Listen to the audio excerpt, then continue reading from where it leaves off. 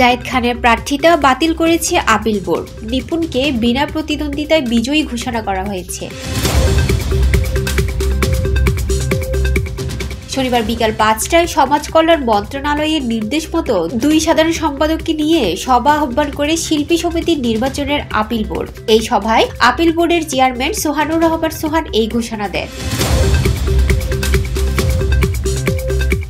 শিল্পী সমিতির সদ্য সমাপ্ত নির্বাচনে জায়েদ খানের কাছে 13 ভোটে হারের পর ফলাফলে অসন্তোষ প্রকাশ করে নির্বাচন কমিশনে গত 29 জানুয়ারি আপিল করেছিলেন সাধারণ সম্পাদক পদ প্রার্থী চিত্রনায়িকা নিপুণ। তার আপিলের ভিত্তিতে ভোট পুনর্গণনাতেও সাধারণ সম্পাদক হিসেবে বিজয়ী ঘোষণা করা হয়েছে জায়েদ খানকে।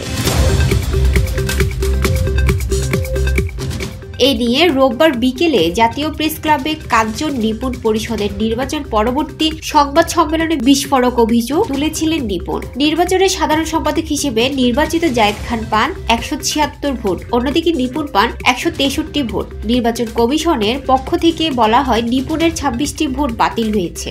28 জানুয়ারি অনুষ্ঠিত নির্বাচনে চলচ্চিত্র শিল্পী সমিতির 44 অভিনয় শিল্পী ভোটে প্রতিদ্বন্দ্বিতা করেন। 428 জন ভোটার 22 জনকে প্রার্থীকে বেছে নিয়েছে।